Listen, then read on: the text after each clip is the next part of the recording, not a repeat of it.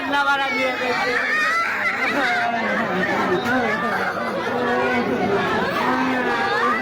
আমার বাকি ওই গাড়ি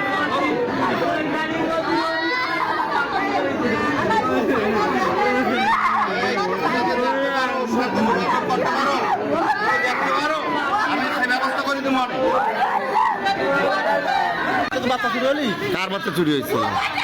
তোমার বোনের বাচ্চা। হ্যাঁ। তো বোন হয়, আর আমি হচ্ছে ওর ভাই। হ্যাঁ। বাচ্চা চুরি হলে সেই জায়গাতে আমরা বাচ্চা 24 দিনের মাথা খাইছিলাম। হ্যাঁ। বারবার করে বাচ্চা এটা আমি মানে করেছিলাম, উঠলে আমাকে জিম্মা নামাই দিয়েছিল। হ্যাঁ। এরপরে 2.5 বছর পর আজকে সেই বাচ্চা আর কি মানে আর একজন এসে দাবি করলে তার দিও না, ম্যাচ করতে আমাদের দিও না, ম্যাচ করবি এই জন্য সেই বাচ্চা যার ম্যাচ করতে সে নেই। এই বাচ্চা কি মূলত আপনাদের?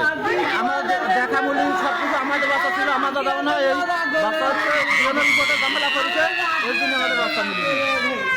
আমার বাকি পাগল তারা বাঁচে না রে, দেখতে পারলি চাকরি পারলি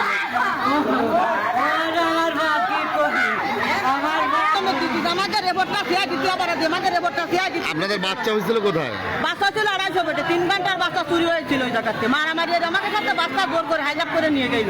সেই বাচ্চা নড়ালি পাইছি, সেবারে কোর্টে মামলা দিছি। এখন আমাকে বাচ্চা কোর্টে ম্যাজিস্ট্রেট আমরা একটু আবেদন করতেছি, আমাকে আর একটা ডিভোর্স করতে দেন, তা হবে না।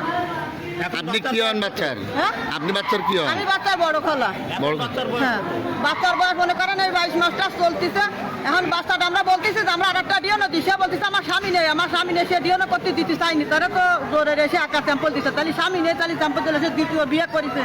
মাস্টারকে বললাম, কিন্তু মাস্টার করতে হবে না। আমি যতটুকু জানি আর কি, আমি যতটুকু জানি সেটা বলতে পারবো যে সোনাডাঙ্গা থানার মামলা নাম্বার 22, তারিখ হচ্ছে 25/1/23 সালের জানুয়ারি মাসে 25 তারিখে সোনাডাঙ্গা থানায় একটি মামলা হয়, যে মামলার নাম্বার 22। সেই মামলায়